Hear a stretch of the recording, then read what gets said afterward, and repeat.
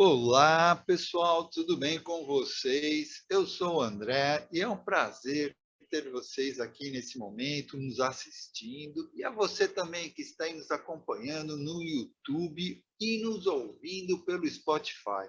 Estamos começando mais uma aula do Praticadamente. E nesse mês, que é o mês de Outubro Rosa, também comemoramos o Dia das Crianças. E pensando nisso, o Praticadamente traz hoje um convidado especial, que é o Dr. Sérgio Feitosa, que é um conceituado pediatra que atua também como hipnoterapeuta e que vai nos contar um pouco, né, da sua trajetória entre pediatria e a hipnose e as suas opiniões sobre o tema a hipnoterapia beneficiando nos cuidados com as crianças. Ficou interessado no tema? Então fique aqui conosco que já já o Dr. Sérgio Feitosa vai falar mais sobre esse assunto. Mas antes de passar a palavra para ele, só queria lembrar a todos os nossos convidados e a vocês que estão aí assistindo, que estamos em todas as mídias, como o Instagram, o Spotify, YouTube, Facebook e também no WhatsApp. Sigam-o praticadamente e compartilhem. Doutor Sérgio, agora eu passo a palavra para o senhor. Olá, boa noite a todos, boa noite, André, a todos que estão presentes aqui na nossa sala. Quero agradecer pelo convite para falar sobre um tema que, claro, enquanto pediatra considero tão relevante, que é a possibilidade de usar a hipnoterapia para nos auxiliar nos cuidados com as nossas crianças. Então, dando início à nossa fala,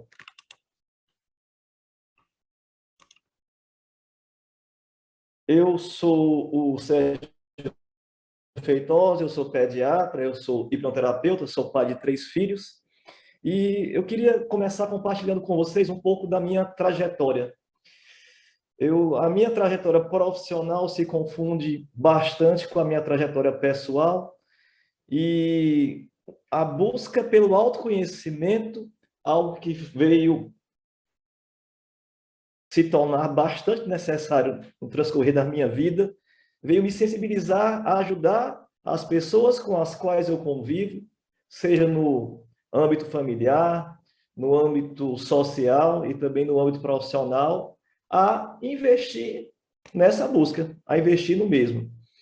Eu me formei médico há 21 anos, fiz residência em pediatria entre 2008 e 2010, eu fiz medicina em Recife, no Pernambuco, sou aqui de Picos, no Piauí, fiz pediatria em Natal, e durante uma fase da minha vida, passei por grandes dificuldades do ponto de vista emocional, vinculadas à prática profissional, algo que acho que, tenho certeza que os colegas aqui possam talvez ter experimentado em algum momento de suas vidas.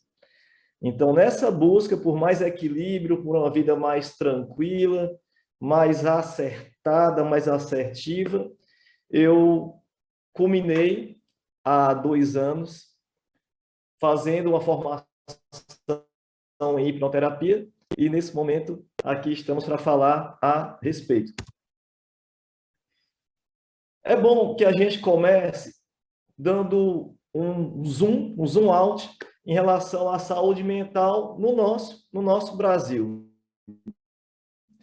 Nós, um país gigantesco, uma população igualmente grande, estamos cada vez mais, enfrentando problemas de ordem emocional. Somos campeões mundiais em ansiedade. O número de brasileiros em depressão tem crescido a passos largos. Burnout profissional. Burnout, para quem não sabe, é quando a gente encontra aquele estado de completo esgotamento físico e mental em consequência de um estresse crônico e intenso no trabalho. O burnout afeta 1 a cada 3 pessoas. Eu passei por burnout há 10 anos atrás. o burnout parental, que é uma situação semelhante que acomete aos pais, a nós pais. Existem estudos falando em 20% dos pais estando com o quadro de burnout, em que aquele pai, notadamente ou mais frequentemente aquela mãe, se percebe como não sendo capaz de literalmente dar conta daquilo que lhe é cobrado pelas pessoas e daquilo que ela própria ou ele próprio se cobra. Então, isso é uma condição bastante comum. Depressão na infância tem também crescido, tem avançado a passos largos, e mais recentemente, pelo menos, a gente é de um tempo em que a gente pode, pelo menos, ver com bons olhos, em que a gente, pelo menos, está ciente sobre a ocorrência e os malefícios do bullying, né? Em que nós não aceitamos mais, ou pelo menos tentamos mudar a percepção das pessoas que a criança que passa por bullying, ela sofre, ela tem que ser acolhida, assim como também aquela criança que comete o bullying. Então, esse é o panorama geral sobre a saúde mental no Brasil. E eu, enquanto pediatra, enquanto médico da criança, enquanto um parceiro da família, durante muito tempo, começando durante a gravidez, sim, o pediatra é uma parte importante no processo do pré-natal. Existe a consulta pediátrica pré-natal, inclusive até os convênios médicos remuneram, né, os profissionais para que façam esse procedimento. Eu os acompanho até a adolescência, então eu acompanho a história de vida de uma família e nesse processo me deparo frequentemente com esses diagnósticos, acometendo o pai, a mãe, a criança, o vô e a avó, que cada vez mais estão inseridos nessa dinâmica familiar. Então, é esse o cenário. E, como ferramenta, a gente deve destacar, a gente deve ser um agente de propagação, de disseminação, desculpe, de um entendimento muito simples da importância do autocuidado.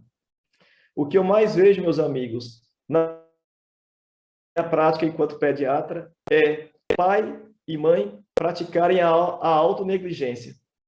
Eles esquecem de si próprios e vivem inteiramente em função de suas crianças, o que é péssimo.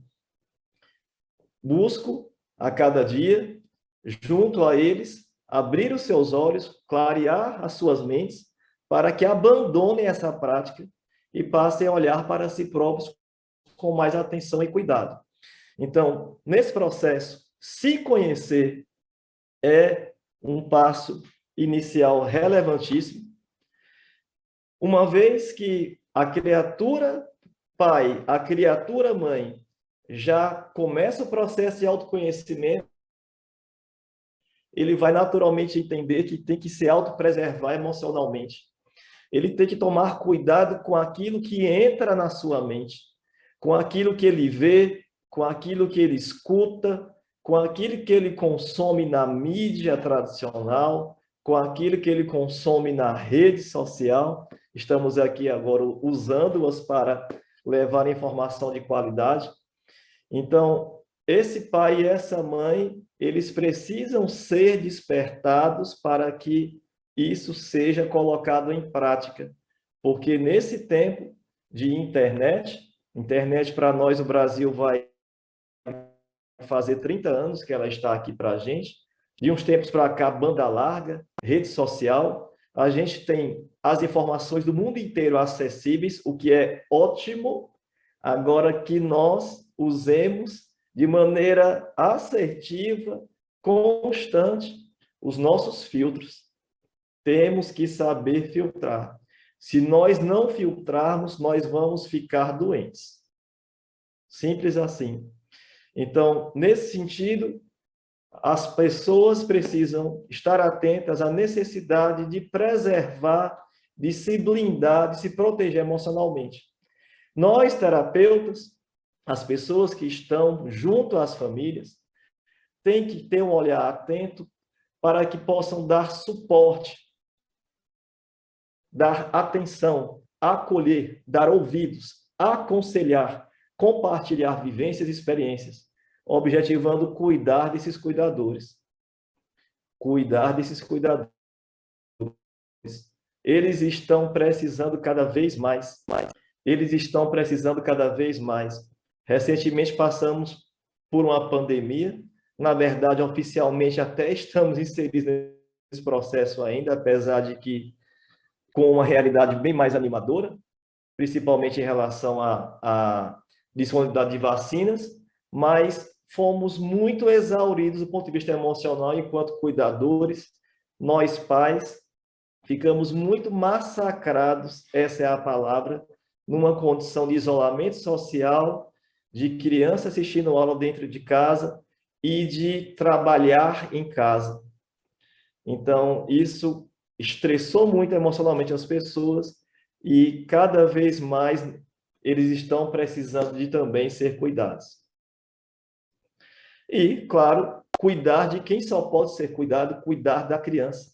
A saúde infantil ainda não merece a atenção, não recebe a atenção devida, sob qualquer ponto de vista, do ponto de vista mais biológico, por assim dizer, em termos de acesso, por exemplo, à vacinação, em termos de acesso à saúde, no sentido de atendimento pediátrico, nos termos de acesso a um atendimento hospitalar de qualidade, ainda há uma grande falha em relação a ofertar isso para nossas crianças, e também em relação ao cuidado com a saúde mental, ou seja, aí entrando os terapeutas, nós hipnoterapeutas, os psicólogos, os terapeutas ocupacionais, os terapeutas que trabalham junto às crianças, infelizmente o acesso à saúde emocional, o profissional de saúde mental de várias áreas ainda é uma realidade que está acessível a pouquíssimos. Esse é um ponto que tem que ser destacado sempre. E, sendo mais específico agora, é interessante que a gente mostre para as pessoas como a hipnoterapia, a nossa ferramenta, ela pode ajudar. Para isso, eu trouxe um modelo que é conhecido da maioria dos terapeutas, e eu trago para as pessoas que estão vendo aqui nas redes sociais a prática da mente. Eu trouxe o modelo da mente proposto pelo Gerald Kahn, um hipnoterapeuta bastante renomado, que foi responsável pela formação de muitos outros pelo mundo.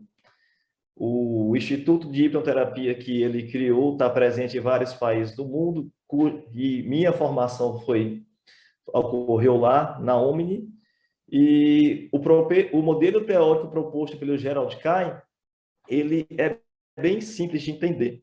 A nossa mente, a hipnoterapia trabalha diretamente com a nossa mente. A nossa mente ela se divide em 3 partes, por assim dizer. A nossa mente consciente, a nossa mente inconsciente e a nossa mente subconsciente. A mente inconsciente é aquela que a gente tem menos possibilidade de trabalhar, toma de conta de nossas funções mais automáticas, por assim dizer. O nosso sistema imunológico, os nossos batimentos cardíacos, a nossa respiração. Então, é uma mente que opera mais no automático. A gente pouco pode atuar sobre ela, pelo menos diretamente. A nossa mente consciente é justamente essa mente que a gente está usando aqui agora. Desculpe, eu para falar com vocês, o André para controlar aí as coisas da nossa gravação, vocês que estão vendo agora a nossa gravação na rede social ou agora ao vivo. Então, vocês estão aí buscando ver se o que eu falo faz sentido para vocês, ou seja, procurando analisar a minha fala, a função analítica da mente consciente. A nossa mente consciente também tem a função de justificar as nossas escolhas e atitudes. Quantas e quantas vezes a gente fez escolhas que não queria ter feito, mas para que a gente fique bem com nós mesmos, usamos nossas justificativas. A nossa mente consciente também tem uma característica que todos nós usamos, que é a nossa famosa força de vontade, aquilo que nos motiva a buscar adquirir novos hábitos ou a largar hábitos ruins que a gente está entendendo que não estão sendo benéficos para a gente. Por exemplo, aquela situação praticamente vivida por todos de querer começar a fazer uma atividade física, né? Quantas e quantas pessoas já não se matricularam em academias, foram na segunda, foram na terça, foram na quarta, na quinta, mas aí na sexta aquele amigo convida para o happy hour, e aí o que acontece? A pessoa diz, não, hoje não, trabalhei tanto, segunda-feira eu vou. E aí na segunda-feira ela trabalhou muito também, e aí já não vai, e daqui a pouco ela abandona aquele projeto que ela tinha feito, porque a nossa força de vontade, ela se compara a uma bateria de celular, uma pilha, ou seja, ela vai diminuindo com o passar do tempo. Então, essa é uma outra função da nossa mente consciente. Outra função importante dela é a nossa memória funcional, ou memória de curto prazo, que consiste em a gente lembrar informações do dia a dia, nosso nome completo, nosso endereço, nosso CPF, nosso número de telefone, e também de usar as informações recém-recebidas para formar contextos. Então, se eu falo aqui agora no Gerald Kai, para quem está vendo a live, vai fazer sentido, porque eu disse há pouco tempo atrás que ele foi o fundador da Omni, uma escola de hipnoterapia que tem operações no mundo todo, inclusive foi nela onde eu fiz a formação. Mas se vocês escutam amanhã, em uma situação aleatória, alguém chegando e falando do Gerald Kai, fora de contexto, vocês não vão ficar sabendo correlacionar com o que está acontecendo. Então, a mente consciente também tem essa função. Ela pega as informações que foram recebidas naquele instante, junta com as que vão sendo dadas em sequência, para contextualizar, para que possa fazer sentido. Então, essa é a nossa mente consciente, a mente que a gente usa para interagir com as questões do dia a dia. Ela é muito importante, mas é bom que se diga que ela não é a nossa mente principal. Ela responde aproximadamente por apenas, segundo estimativas, por 5% do que a gente verdadeiramente é. Responde por apenas 5% de nossas escolhas, daquilo que a gente decide no nosso dia a dia. Então, a mente que realmente domina, que manda no pedaço, é a nossa mente subconsciente. Ela atende por 95% do nosso verdadeiro eu. É essa mente que abriga funções muito relevantes, por exemplo, as nossas memórias de longo prazo. Fala-se que desde vida entra a gente registra tudo o que acontece com a gente, tudo que entra de informação através dos nossos sentidos fica registrado já a partir do 6º mês de vida, sempre vinculado a uma interpretação emocional. Ou seja, além das memórias de longo prazo, nossa mente subconsciente comporta as nossas emoções. Os nossos hábitos, já mencionados aqui, também estão inseridos na nossa mente subconsciente. Nossos hábitos são aquelas programações mentais que fazem a gente operar no automático, para que a gente não precise a todo instante ficar tomando decisões sobre o que vai fazer ou sobre o que não vai fazer. É interessante que a gente diga que a nossa mente subconsciente tem uma função extremamente importante, que é a autopreservação emocional. Ela se configura, ela trabalha para nos proteger emocionalmente, para nos manter vivos. E ela faz isso sempre buscando consumir um mínimo de energia. O nosso cérebro, enquanto estrutura anatômica, ele é responsável por um gasto energético muito grande 20% da energia que o nosso corpo consome é consumida pelo cérebro, sendo que, para que a gente economize mais energia, a nossa mente subconsciente, ela faz muita objeção às mudanças. Por isso que é tão difícil mudar os nossos hábitos, mudar nossa visão de mundo, mudar nossos padrões comportamentais. Quantas e quantas vezes a gente não buscou mudar nosso jeito de ser e parou no meio do caminho? Por quê? Porque a nossa essência, o nosso eu, está lá na mente subconsciente e por uma ociosidade, por essa preguiça ou por essa intenção de economizar energia, ela faz muita objeção às mudanças. E de que forma ela faz isso? Através de uma barreira aí representada na figura, chamada fator crítico.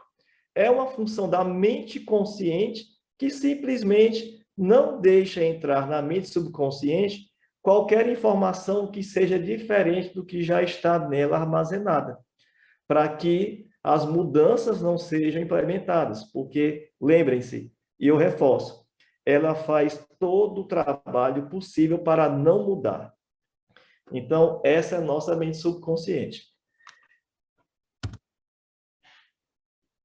E, afinal, o que é hipnose? Hipnose é apenas um estado natural da nossa mente.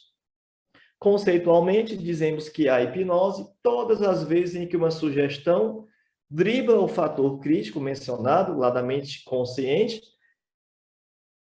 e essa sugestão é aceita na mente subconsciente.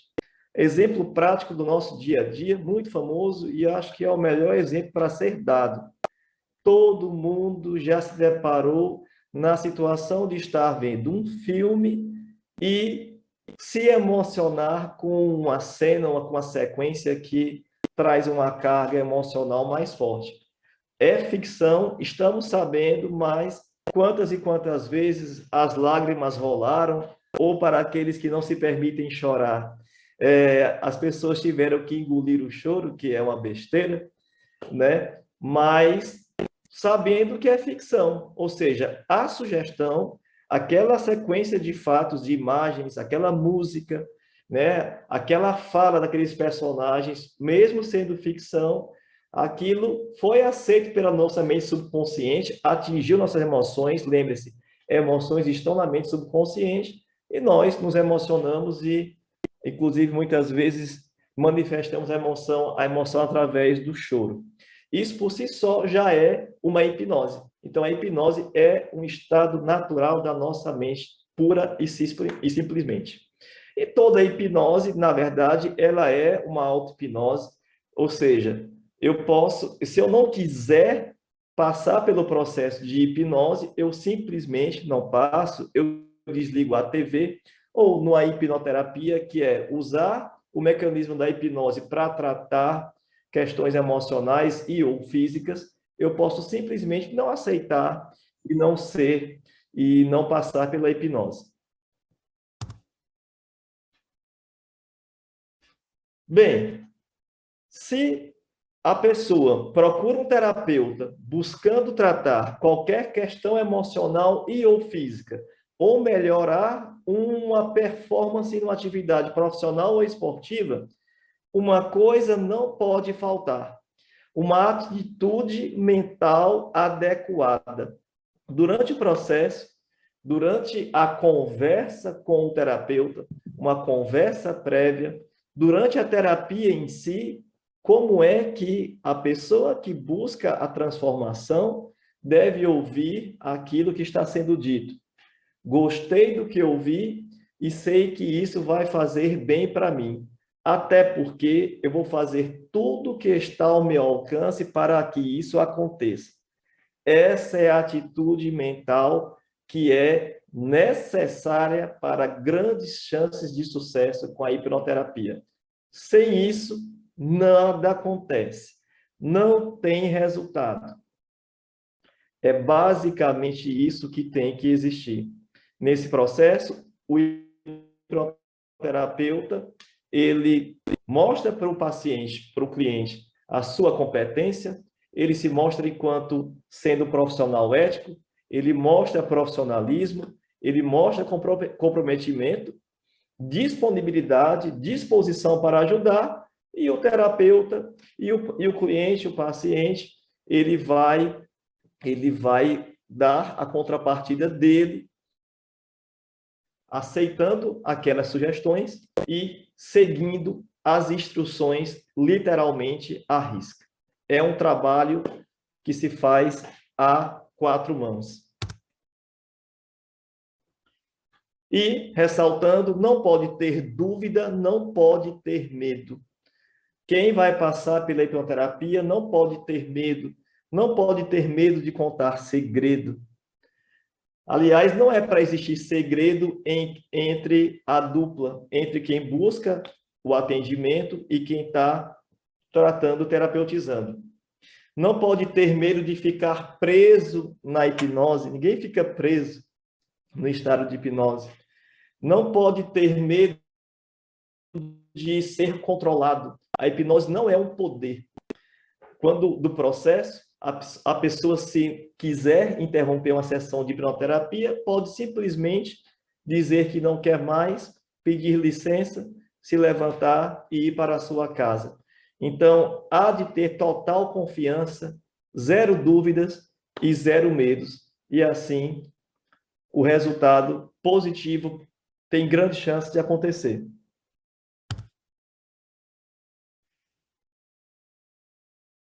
Não existe mágica aqui.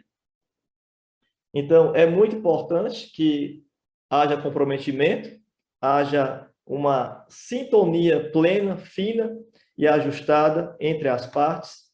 Isso deve ser muito bem esmiuçado. É o principal nesse processo. Agora, chegando no nosso ponto principal do nosso encontro. Hipnoterapia com a criança. Como é que funciona? Primeiramente, o pai ou a mãe entra em contato com a gente, pelo WhatsApp, uma ligação, querendo resolver uma questão. O terapeuta faz a pergunta de imediato. Tá, a criança quer resolver o problema? Começa por aí. Exemplo prático. O pai e a mãe querem buscar a sua ajuda enquanto terapeuta para que a criança passe a dormir no seu quarto, porque já está grande, a cama já está pequena, ninguém está dormindo bem, tem a questão da intimidade do casal, tudo bem, é justo. Mas e a criança? Ela realmente quer dormir no quarto dela? A criança pode pensar que ela não quer, ela está bem lá. Se eles podem dormir juntos, ela também pode dormir junto com eles. E se a criança não quiser, não vai funcionar. Então, isso é o ponto principal da conversa. Outra questão importante. E os meus parceiros, como estão? Os meus parceiros são os pais, são os cuidadores. Porque, veja, imagine que eu vou cuidar de um peixe que foi tirado de um rio poluído. Eu sei cuidar de peixes que sofreram porque moravam em rios poluídos. Eu recebo aquele peixe, eu limpo aquele peixe, eu dou banho nele, trato ele, dou medicação. O peixe está com a saúde ok. Aí depois eu devolvo o peixe para o rio poluído. E aí? Então, se a criança vive num ambiente disfuncional, pai ansioso, mãe com depressão, ambos com burnout, essas pessoas não se tratam. Não vai dar certo. Simples assim. Elas não estão com recursos emocionais suficientes para mudar aquele ambiente que contribuiu grandemente para que a criança ficasse naquela condição. Então, a gente tem que começar pelo começo. Então, a gente tem que tratar mãe e tratar pai. Talvez até concomitantemente, dependendo do caso. Mas nunca a criança antes dos pais. Não vai ter resultado. Simples assim. Outra coisa, a criança consegue? Ou seja, a criança já tem uma idade em que ela consiga falar bem das suas emoções? Geralmente são 6 anos de idade.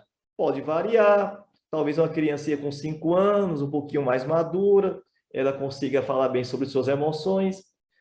Outras vezes, uma de 7 anos não vai conseguir, mas, em média, 6 anos de idade. Abaixo disso, começa a ficar mais difícil, aí a hipnoterapia talvez não vá ajudar tanto ou pouco ajudar. Bem, teve aquela conversa inicial entre o terapeuta e os pais, foi decidido que vai ter, sim, a sessão com a criança. A criança chega, a gente recebe a criança e depois é que fala com os pais. O cumprimento inicial é para a criança, a nossa pequena mente poderosa. A criança tem que se sentir empoderada, importante, relevante. Com o pai e com a mãe, eu já falei por telefone, pelo WhatsApp, depois eu converso com ele, se for o caso. Outra coisa, é sempre interessante você desvincular a sua imagem de certos rótulos que podem trazer uma ideia negativa para a criança. Aquela tradição de chamar o terapeuta de doutor, de doutora, não é legal, porque pode vir um medo a partir daí, né? Então, cada um pode ser criativo na sua escolha. Há quem escolha ser chamado de treinador de mente, ou simplesmente o tio que vai ajudar a resolver tal problema. Não importa. O importante é que se tire uma carga potencialmente negativa do tratamento. Criando conexões. Na conversa prévia com os pais, é interessante saber dos interesses da criança, do que ela gosta, de que tipo de desenho ela gosta de saber, de acompanhar, quais são os hobbies dela, para que quando ela chegue, numa conversa inicial, para você se conectar com ela, ela perceba que você tem algum entendimento de assuntos que ela tem interesse. Isso é bem importante. Outra coisa, a duração da sessão de hipnoterapia com a criança. Geralmente vai ser bem mais curta do que com o adulto. Até porque tem menos tempo de vida, né? Então, passaram por menos perrengues. E outra coisa, eles não têm tanta paciência assim, para ficar lá o tempo todo do mundo ouvindo as conversas da gente. Então, a gente faz o trabalho da gente como tem que fazer, mas procurando ser ágil. E hipnoterapia é imaginação. Se com o adulto é assim, é imaginação pura, livre, solta, com a criança, então, isso é ainda mais verdade. Detalhe prático, os cuidadores aguardam fora do ambiente, porque a criança pode se sentir mais à vontade assim, ela vai ficar mais à vontade assim. Às vezes, os pais lá, ela vai ficar mais inibida, com um pouco mais de manha. Então, é bom que eles fiquem fora, na sala de recepção. A gente deixa a porta entreaberta para que os pais possam escutar o que está sendo conversado, para que eles fiquem mais seguros. É interessante ter uma câmera para que eles possam acompanhar, né? Ter as imagens lá do que está acontecendo na sala, porque eles têm que ficar seguros sobre como está sendo a nossa terapia. Porque quando os pais estão seguros, a criança também está segura, né? E, às vezes, a criança ela pode resolver fechar a porta. Se ela fechar a porta, tudo bem. A gente deixa ela fechar. De qualquer maneira, os pais estão vendo pela câmera o que está acontecendo.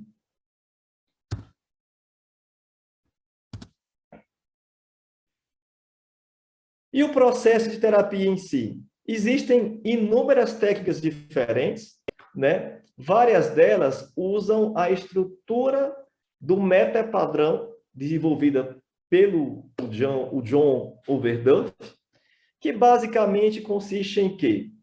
Durante a terapia, a gente faz com que a criança se associe ao problema. Por exemplo, lembra daquela vez que você passou por aquela situação e você não conseguiu fazer o que era para fazer? Como foi que você se sentiu? Ou seja, ela está associada ao problema. Uma vez que a gente consegue isso, De repente, a gente dissocia a criança do problema com uma pergunta aleatória. A gente pergunta, por exemplo, o que, que a criança comeu na refeição anterior, ou qual foi a última vez que ela foi na praça brincar. Então, associa ao problema, desassocia do problema e, logo depois, a gente conduz a criança numa busca para encontrar os recursos emocionais, para cuidar, para poder corrigir aquilo que ela foi corrigir.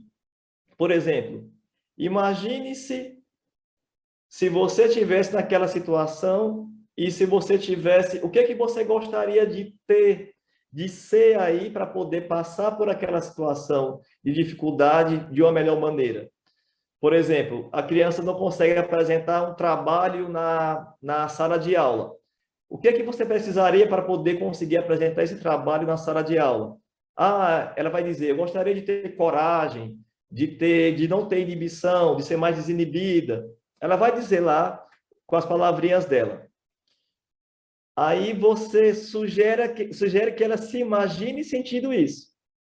Ora, imagine você apresentando sentindo isso. Sentindo corajosa, desinibida, sem timidez. Imagine, ela vai sentir aquilo. Aí depois você leva a criança para a última vez em que ela ficou inibida, ficou travada para apresentar o trabalho, mas já com aquele recurso da coragem, da desinibição. Então, as terapias, as técnicas de terapia para crianças, a maioria tem por base a meta padrão.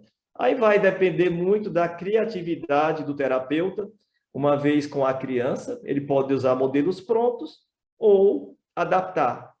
Hipnoterapia não tem um script definido, a gente evita ficar preso a sequências rígidas. É muito do momento da criança ali com a gente, da gente sentir a criança. Bem, ao final, eu trago um presente. As pessoas que estiveram aqui, depois podem me chamar lá no meu Instagram. Eu vou compartilhar com vocês, quem tiver interesse, um exercício muito legal para ajudar crianças que têm dificuldade de pegar no sono. O próprio pai, a própria mãe podem fazer esse exercício com as crianças e é praticamente garantido que com esse exercício a sua criança pegue no sono e adormeça com mais facilidade. É só me chamar lá que eu mando para vocês lá no meu Instagram, que é o @drsergiopediatra.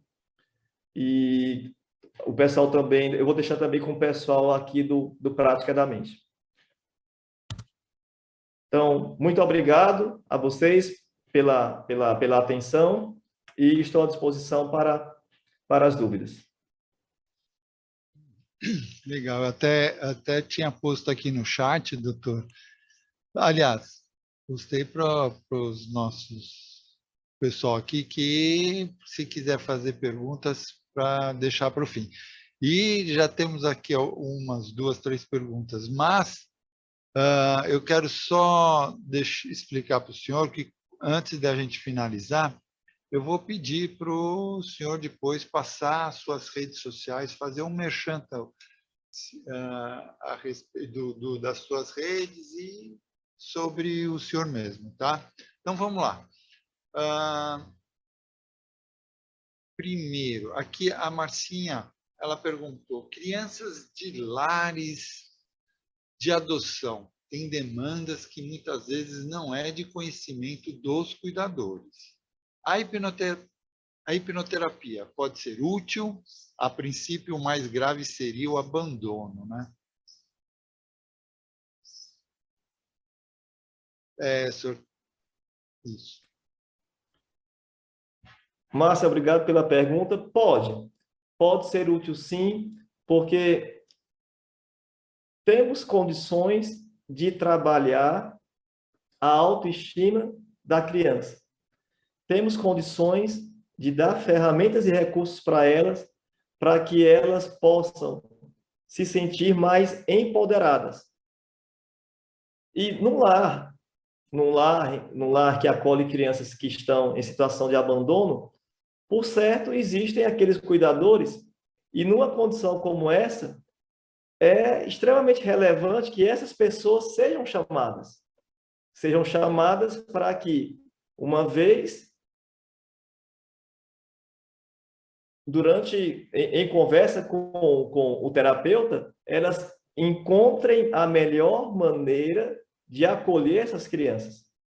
Porque num contexto de um lar que acolhe crianças em situação de abandono, a gente vai ter crianças com demandas as mais variadas. E muitas vezes as pessoas que estão para cuidar dessas crianças não vão ter um olhar atento e não vão ter a sensibilidade para dar o que aquela criança precisa. Uma vez que, durante a sessão, a gente consegue entender em profundidade o que aquela criança mais precisa, a gente pode repassar, sim, para esses cuidadores. Então, é uma situação mais delicada, naturalmente mais difícil, mas é possível, sim, ter ganhos, com certeza. O senhor comentou também a respeito do burnout parental, né? Esse burnout parental, ele também é trabalhado com os filhos? Sim, sendo que durante o processo de definição se a criança vai passar pela hipnoterapia ou não, na conversa prévia com os pais, o ideal é que essa condição seja identificada, né? Seja identificada, porque uma vez identificada, esses pais precisam ser tratados. É comum que, numa situação de burnout parental, o que acontece muito? Maus tratos, negligência. Então, essas crianças, naturalmente, elas já estão sofrendo as repercussões. Então, elas também vão precisar de passar pela terapia. Mas, como dito antes, no máximo concomitantemente. Nunca, ou de preferência, pelo menos, não antes. Né? Não antes. Então, elas sofrem bastante com a condição dos pais em burnout, né? Mas tem que tratar os pais antes ou concomitantemente. Perfeito. E a Marcinha também perguntou sobre a hiperatividade, né? Que existem crianças com hiperatividade ou toque também, né? Tem dificuldades com autoridades, né? Porque às vezes elas não respondem, né? Dificilmente está prestando atenção. É possível a hipnoterapia? Os pré-requisitos necessários. A criança quer passar pelo processo, né? Então, com certeza, uma criança que tem o TDAH, está na condição de TDAH, tem hiperatividade, os pais estão encontrando dificuldades. É justo que eles busquem ajuda. Mas a criança, ela quer, né? Então, a criança precisa perceber que aquela condição está trazendo prejuízos para ela. Se ela percebe, é possível tratar, sim, ter melhoras. Tem técnicas para isso, sim. Certo, mas às vezes a criança nem percebe que isso está trazendo algum prejuízo, né? Ou está incomodando, né? Às vezes ela, dependendo da idade, Sim, é difícil. Né? Difícil. Não resta dúvida que é uma situação difícil. Mas, se ela conseguiu atingir aquele ponto e que ter essa percepção, é possível trabalhar. Mas sem essa percepção clara, é muito difícil ter resultado.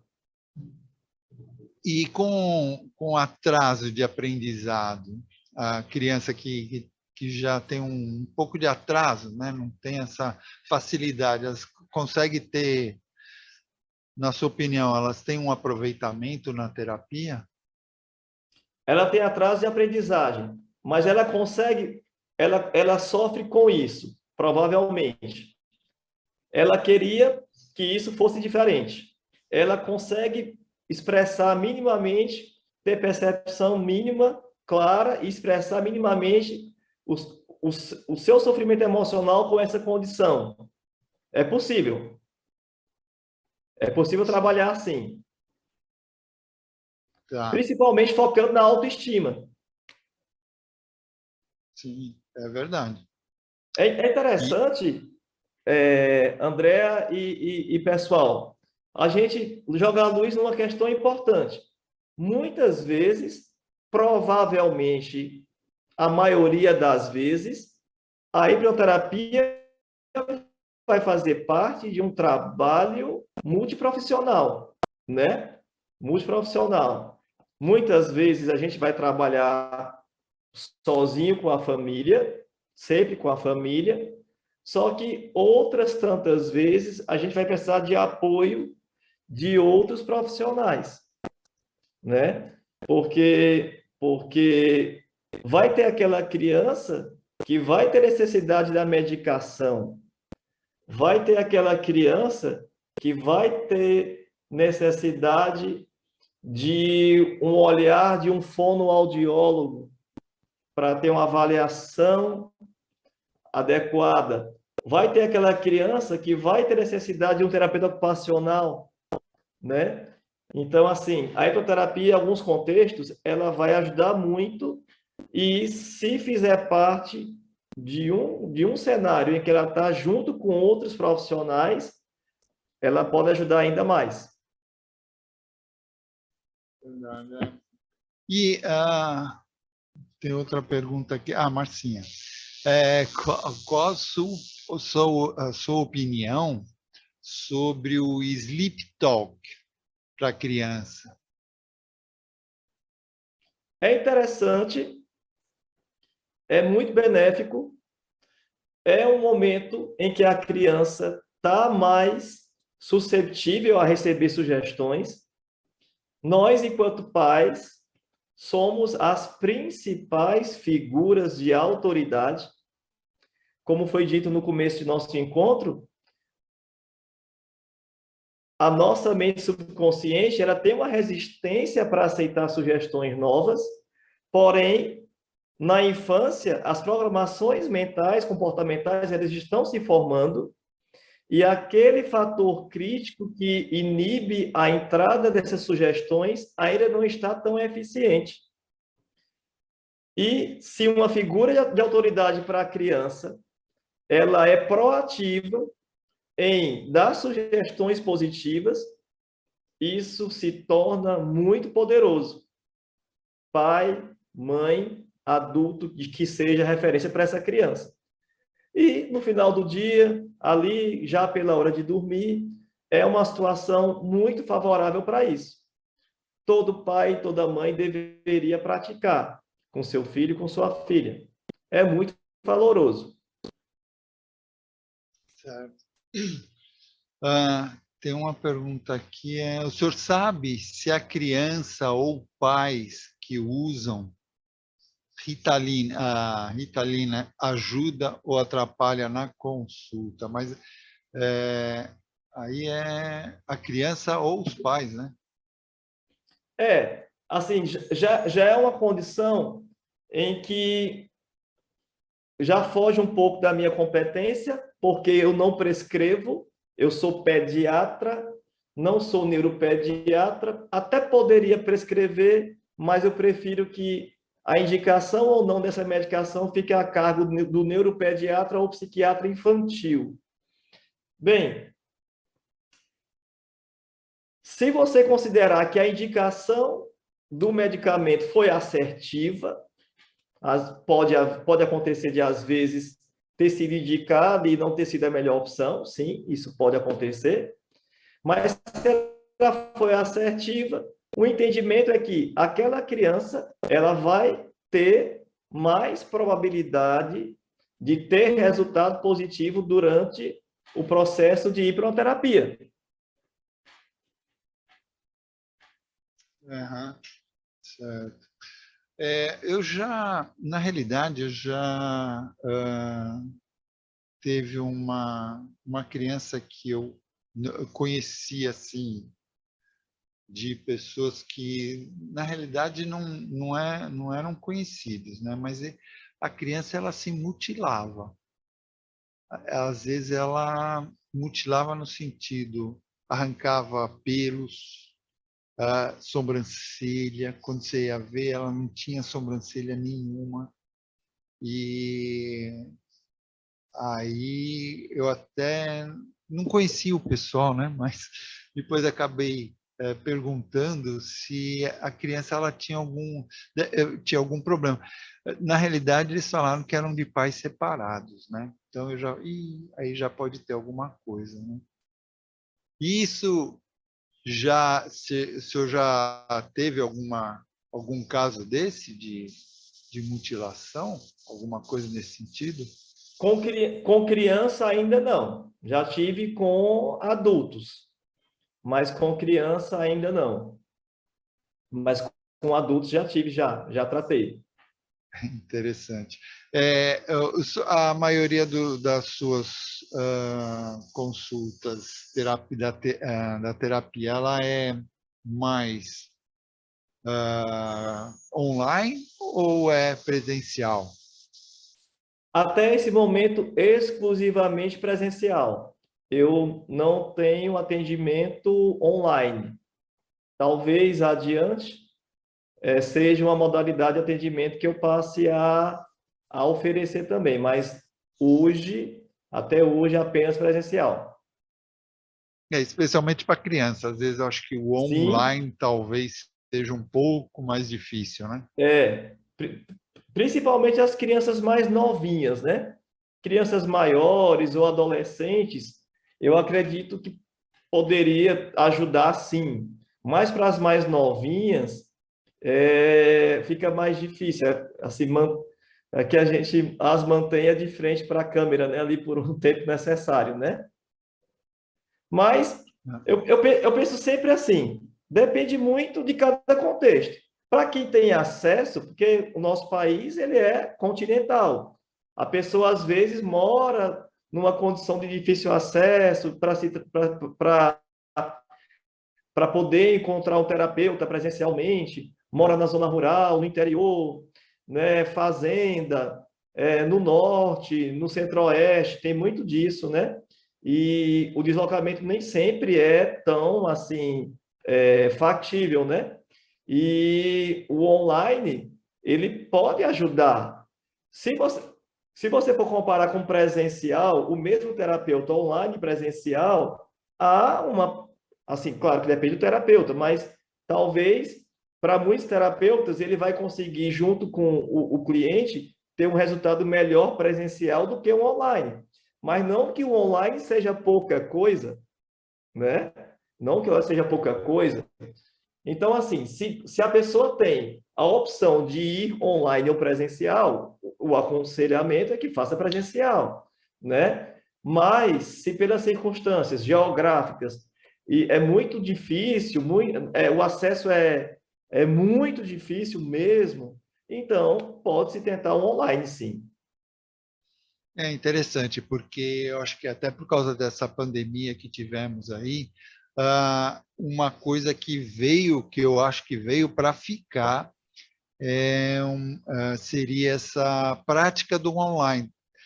Nós tivemos muitos convidados aqui na nossa, no Praticadamente, que faziam e fazem, né, online. E muitos até dizem que a maioria, quase 90% dos atendimentos são online. Então é interessante, né? Nessa minha escolha até o momento de fazer só presencial, André, eu tenho essa consciência, né? Isso que você falou aí, os meus colegas de formação, a maioria está no online e vários deles nessa condição que você disse, que os atendimentos disparado, os online são muito mais frequentes do que os presenciais, sim. E, e, e é uma crescente, né? Na verdade, a gente está vivenciando uma mudança de paradigma, né? Eu sou hipnoterapeuta, também sou médico, e até a pandemia, o nosso conselho simplesmente não permitia consulta online. Aí veio a pandemia, emergencialmente, né, regulamentou-se, aprovou-se e ficou, né? E ficou. Eu, enquanto médico, já atendi online várias e várias vezes, né? Várias e várias vezes. Claro que eu faço antes uma triagem, né? Uma triagem, porque em se tratando de questões físicas, muitas vezes o exame físico, você está perto da pessoa para examinar, para auscultar, palpar, tocar, né? Ver presencialmente, vai ser algo que não pode faltar. Mas quando não é o caso, que dá para você ter um diagnóstico baseado só na anamnese e em fotos que o pessoal manda para você, né? Já fiz muitas consultas médicas pediátricas online, sim. E não excluo jamais a possibilidade de passar a atender online, e é possível, barra provável, já estou me convidando agora, que no nosso próximo encontro eu tenha já relatos de atendimentos online para vocês. Legal. Já. A Lorena, que ela até falou, boa noite, né? Ela fez um comentário, parabéns pela explanação, muito interessante. Tenho boas respostas com a hipnoterapia em crianças, utilizando histórias, desenhos e personagens. As crianças têm facilidade com a imaginação, né? Isso, elas são imaginação livre total, né? E hipnoterapia envolve, sim, né? Você ter a capacidade de imaginar, deixar sua imaginação fluir, sem freio e sem filtro, né? E as crianças têm isso por característica, né? E se você consegue envolvê-las na história, até deixar que elas criem as histórias, né? Elas tragam os personagens, e naquele contexto ali você abordar o problema que precisa ser tratado, é ainda mais poderoso conforme os relatos da Lorena aí, né? Obrigado, É, Lorena. verdade. A Márcia pergunta, como hipnoterapeuta, o senhor atende em espaço próprio ou em clínica terapêutica? Hoje, hoje eu faço sublocação de uma sala de uma amiga psicóloga, né? Eu tenho um consultório de pediatria e as terapias eu tenho feito na sala de uma amiga psicóloga aqui da cidade, mas já estou estruturando atender no meu espaço próprio já estou montando. Legal. Ela ainda completa aqui. É possível verificar sintomas psicossomáticos como pediatra? Sim, sim, todo dia. Todo dia. É o que mais tem. A gente vê com bastante frequência. Com bastante frequência. Polaciúria, criança que está fazendo xixi a todo instante, né? Não tem nada ali. A gente, enquanto médico, claro, vai examinar a criança, solicita exame de urina, ultrassom para rim e bexiga, porque quer excluir, né? Quer excluir, dar segurança para os pais, né? Que não tem Pois é. nada orgânico, né? Mas, por exemplo, essa é das situações mais frequentes, né?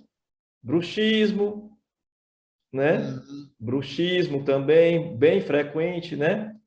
O roer de unhas, né? A onicofagia. Então, é algo que está cada vez, assim, é aquela coisa, eu tenho 21 anos formado médico, 12 anos pediatra, e hipnoterapeuta eu sou novato, né? Eu completei agora há 2 dias, aliás, acho que é hoje, 2 anos. Acho que é hoje, Opa! dia 5. 2 anos de hipnoterapeuta. Então, eu sou novato na hipnoterapia. Falo isso É, com tranquilidade. Mas ele dizer assim, que está aumentando a quantidade de crianças com sintomas psicossomáticos. Mas, por outro lado, será que está aumentando ou eles sempre estiveram lá e meu olhar agora que está mais atento, né? Enquanto hipnoterapeuta. Porque a formação médica, talvez hoje menos, mas a minha, que se encerrou há 21 anos atrás, ela era muito focada no biológico, né? Na fisiologia, na anatomia, na fisiopatologia, nos exames, né? Tinha, claro, uma atenção a questões emocionais e mentais, sim, tinha, mas bem aquém do que deveria ser.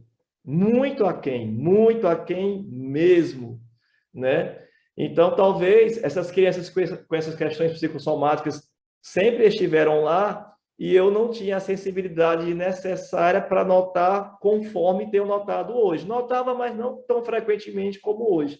Provavelmente é isso que acontece comigo. perfeito. Doutor, é o seguinte, estamos aqui praticamente terminando aqui a nossa live de hoje, se bem que vamos ter uma última pergunta aqui, porque o Irmo Neto, ele levantou a mãozinha lá e provavelmente ele quer fazer uma pergunta. Irmo, abre seu microfone aí. Boa noite a todos, boa noite, professor Sérgio. Foi fantástica a explanação, gostei muito. Eu queria saber se você conhece o trabalho da Eva Reich, né? Ela era filha de Wilhelm Reich e ela trabalhou muito com crianças, principalmente com crianças na fase do neonatal e pós-natal, com os toques terapêuticos da vegetoterapia. Você conhece o trabalho dela? Opa, irmão, obrigado pelo elogio, boa noite. Honestamente, ainda não, mas agora com a sua pergunta, vou buscar. Inclusive, até agradeço se você puder trazer, né, algumas referências para que eu possa consultar, mas vou buscar sim. Não conheço, não, ainda não.